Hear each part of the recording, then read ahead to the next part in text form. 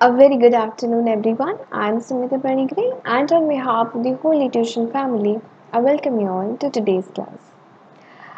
But before starting the class, let me remind you that eTuition is providing quality education for your better tomorrow. So don't forget to subscribe our YouTube channel or download the app from the Play Store. I'm teaching you Science Class 8 and we are reading Chapter 11, that is Force and Pressure. This is the fifth part. Okay, I've already completed 4 different parts of this particular chapter. So if you haven't watched any of these parts or you have skipped any, then you may go to the playlist and check it out and watch it. Okay. So what we are going to read today, let's see. Today we're going to discuss reducing pressure by increasing area and problems. Okay. So, what we have read in the last class? In the last class, we discussed what is pressure. That is, pressure is force per unit area, and the more you put pressure, apply pressure, the more force it will be applied. Okay, so force is directly proportional to that of pressure, and the lesser the area, the more the pressure. So, pressure is inversely proportional to that of area. And what is the unit of pressure? That is Pascal. That is, you can write capital A and small capital P and small a pascal. Okay, so inversely proportional होता है area और pressure. जितना ज़्यादा pressure उतना कम area, जितना ज़्यादा area उतना कम प्रेशर. ठीक है, चलो. तो ये हमने देखा था पिछली बार कि अगर कम एरिया हुआ तो हम कैसे ज़्यादा प्रेशर देखेंगे और कहाँ कहाँ देंगे. ठीक है, एग्जाम्पल्स. यहाँ पे हम क्या कर रहे हैं, यहाँ पे हम लोग जो है देखेंगे कि अगर ज़्यादा एरिया हुआ तो कैसे कम हो रहा है प्रेशर. तो यहाँ पे हम कुछ एग्जाम्पल देते हैं. यहाँ पे ज़्यादा एरिया है, वी हैव मोर एरिया, सो कितना प्रेशर कम हो रहा है और कैसे हो रहा है. लेट्स. तो फर्स्ट है स्कीज. हम स्कीइंग करते हैं, पता है हम वैसे पहाड़ों में ऐसे बादलों में जाते हैं, बादलों नहीं मतलब ऐसे गुलमर्ग वगैरह में स्कीइंग करने होता है. तो स्कीइंग जो लोग करते हैं उनके केस में कैसा होता है, उनका सरफेस एरिया ज़्यादा रहता है. So how the pressure is being affected over there, right. So skis have a large area to reduce the pressure on the snow so that they do not sink it too far. तो यहाँ पे क्या है, आपको पता है snow बहुत soft होता है, राइट. तो स्नो सॉफ्ट होता है, उसके ऊपर हम जब स्कीइंग करते हैं, जैसे कि ये बंदा कर रहा है स्कीइंग, ठीक है. तो उसमें क्या करते हैं, ऐसे डंडा दिया जाता है और दो ऐसे जहाँ पे आप पैर रखते हो. तो बेसिकली होता क्या है, उसका सरफेस एरिया बहुत ज़्यादा होता है. इट्स अ लॉन्ग ऐसे टनल टाइप, नॉट टनल, ऐसे लॉन्ग उड टाइप का होता है. तो इतना लंबा जो होता है दैट इज़ जस्ट बिकॉज जितना ज़्यादा एरिया उतना कम प्रेशर आप स्नो के ऊपर अप्लाई करोगे. तो जितना कम आपका body pressure towards that of snow गिरेगा because of the distribution of your body pressure, body weight on that particular ski.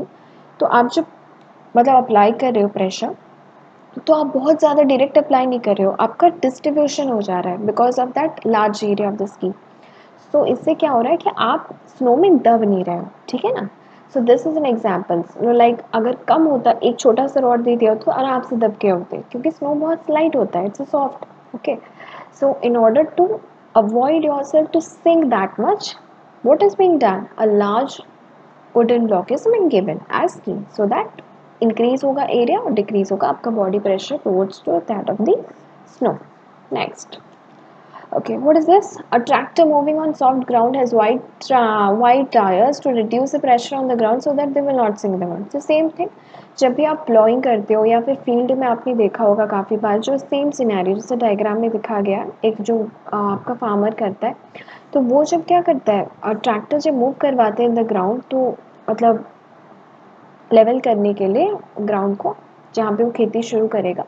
तो यहाँ पे क्या होता है कि उसके टायर्स जो होता है, ट्रैक्टर के टायर्स आपने कभी देखे हैं, वो छोटे छोटे नहीं होते हैं. फर्स्ट वाले दो दो टायर होता है वो छोटा रहता है, बट पीछे के जो टायर होते हैं दो वो बहुत बड़े बड़े होते हैं. ठीक है, जहाँ से आपका ट्रॉली या जो भी पीछे का लगता है. और क्यों बड़ा बड़ा होता है, इसलिए बड़ा होता है ताकि क्या होगा कि आप जब गाड़ी चलाओगे तो आपका पूरा जो होगा, मतलब because of being the larger tyre over at back, वो बहुत ज़्यादा प्रेशर अप्लाई ग्राउंड में नहीं करेगा और गाड़ी नहीं दबेगी, क्योंकि गाड़ी ऑलरेडी बहुत वेट का होता है. तो अगर गाड़ी इतनी वेट की है और इसमें जो होता है बहुत ज़्यादा मतलब टायर छोटा रहा तो एकदम से प्रेशर बहुत ज़्यादा बढ़ जाएगा ना, छोटे जगह पे ज़्यादा प्रेशर लगेगा. तो बड़ा है, बड़ा टायर लगा दे रहे हो तो कम प्रेशर गिरा है और आप दबोगे नहीं, आपका ट्रैक्टर नहीं दबेगा, आप मूव कर सकते हो. Okay, that is the reason. Next, same thing, wide shoulder, ये सबको पता है. This is a very like, ये हमारे एक्सपीरियंस के ये में आता है. ठीक है, हम एक्सपीरियंस कर चुके हैं हर कोई। जैसे कि फॉर वेरी कॉमन थिंग, हम जब भी कोई बैग कैरी करते हैं, हम स्कूल बैग कैरी करते हो, ठीक है, जब स्कूल बैग कैरी करते हो, स्कूल का जो आपका स्ट्रैप रहता है, ठीक है, कैरी बैग का जो आपका स्ट्रैप रहता है, that is for example I show you one thing, that is this one, ये वाला जो होता है, okay, forgive this one, okay, this is the strap of the bag.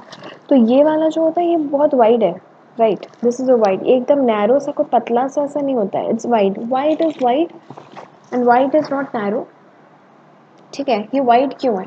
इसलिए वाइड है ताकि इतना वाइड होगा आपके बैक में ज़्यादा प्रेशर नहीं गिरेगा, ऑलरेडी आपका बैग बहुत हैवी है। जब आप वाइड स्ट्रैप कैरी कर रहे हो, आपका बैग में वाइड स्ट्रैप है, तो क्या हो रहा है कि आपका आपके शोल्डर पे ज़्यादा प्रेशर नहीं गिर रहा है आपका बैग का, है कि नहीं। पर अगर नैरो स्ट्रैप रहा तो इसी की जगह अगर मैं पतला पतला स्ट्रैप लगा दूँ तो, और मेरा बैग इतना भारी रहा तो एक तो बैग तो झूल जाएगा, वो एकदम रहेगा नहीं, ठीक है। सेकेंडली आपके एकदम नैरो से स्ट्रिप अगर दे दो तो आपके बॉडी में बहुत ज़्यादा प्रेशर गिरेगा और आपको दर्द होगा। So in order to prevent that, wide straps दिया जाता है बैग में, सो दैट आपके प्रेशर में, आपके शोल्डर में प्रेशर ना गिरे और आपको कंफर्टेबल लगे। Got it? So wide shoulder pad of the heavy bag will reduce the pressure exerted on the shoulder of the person carrying the bag. ये सबको पता है क्योंकि हम स्कूल बैग कैरी करते हैं, हमें पता है हमारे मतलब कितना हैवी रहता है बैग। तो एकदम पतला सा अगर दे देता है तो मतलब वो तो बहुत ही ज़्यादा हेवी हो जाएगा हमारे लिए, हम मतलब कैरी ही नहीं कर पाएंगे, ठीक है। तो इसलिए मोटा दिया जाता है सो दैट जितना भी भारी हो शोल्डर सह लेता है, ठीक है, अदरवाइज हमको दर्द होगा। Okay, this one. For a solid block resting on the floor, the pressure acting on the floor is highest when the block is resting on a small surface. अब देखो ये एक एग्जाम्पल है, अगर फॉर एग्जाम्पल एक block रखा है मैंने, जैसे कि इस एग्जाम्पल में दिखाया गया है, ये ब्लॉक अगर सोया है, ठीक है, मतलब एकदम पूरा सारा उसका बॉडी पार्ट टच कर रहा है, जैसे कि biggest area smallest pressure, like this one the right side, जहाँ पे पूरा जो ब्लॉक है उसको रेस्ट करवाया गया है, तो वो सबसे ज़्यादा मतलब सबसे कम प्रेशर दे रहा है वहाँ पे। क्यों प्रेशर सबसे कम दे रहा है? क्योंकि उसका एरिया बहुत ज़्यादा है, पूरा इतना बड़ा हैवी एरिया में वो प्रेशर पुट कर रहा है, ठीक है। हाँ, है मतलब बहुत ही बड़े एरिया में प्रेशर जा रहा है। तो सपोज अगर लेफ्ट कॉर्नर में जितना प्रेशर दे रहा है, राइट में उतना दे रहा है, फिर यहाँ पे उतना, तो उस सब मिल के कम कम थोड़ा थोड़ा प्रेशर दे रहा है, ठीक है। तो यहाँ पे क्या हो रहा है, जितना ज़्यादा एरिया में वो बॉक्स फैला होगा उतना ही कम प्रेशर वो अप्लाई करेगा। But at the same time यहाँ पे जब वो बॉक्स खड़ा हुआ है तो वो तो कम एरिया में टच कर रहा है, तो क्या हुआ, पूरा बॉडी प्रेशर एक साथ गिर रहा है, तो हैवी। इसका मतलब हमें क्या पता चला, pressure is inversely proportional to that of area, जितना ज़्यादा एरिया उतना ही कम प्रेशर अप्लाई होगा, और जितना कम एरिया होगा उतना ज़्यादा फोर्स हमें अप्लाई करना पड़ेगा। Okay, next, now we'll see some problems. Okay, let me see if you can actually answer these questions or you're pretty clear or not. Okay, which diagram shows the child exerting least pressure on the ground?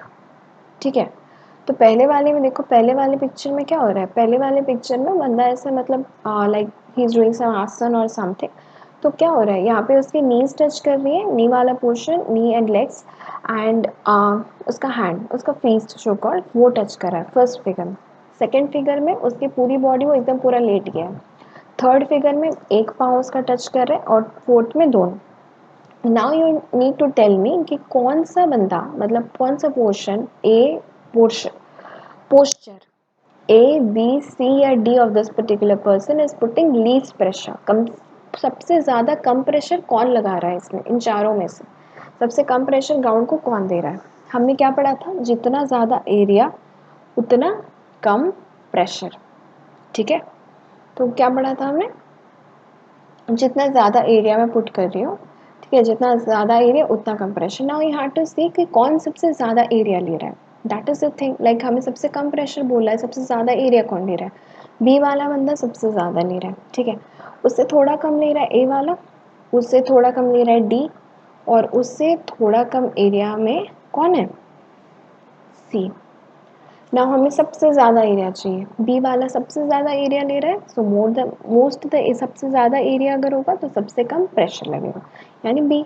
जबकि सबसे ज़्यादा pressure कौन apply कर रहा है, मेरे को बताओ, सबसे कम जो हो रहा है, सबसे कम एरिया में जो है वो सबसे ज़्यादा प्रेशर अप्लाई कर रहा है, यानी कि सी वाला जो बंदा है वो सबसे ज़्यादा प्रेशर अप्लाई कर रहा है, क्योंकि उसका एरिया जो है, area of the contact with the ground which is least. Like from this particular diagram you got the point that leads to the area, more the pressure, more the area leads the pressure. Got it?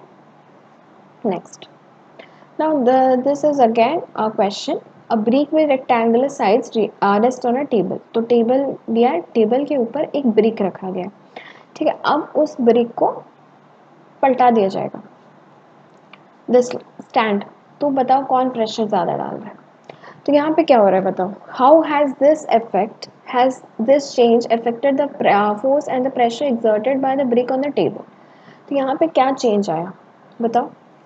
तो पहला वाला हो सकता है कि okay first वाले अच्छा तेरा फोर्स और प्रेशर में क्या चेंज है, ठीक है, यही देखना है। तो पहले क्या होता है, टेबल भी सोया हुआ था और उसमें एक ब्रिक रखा गया था।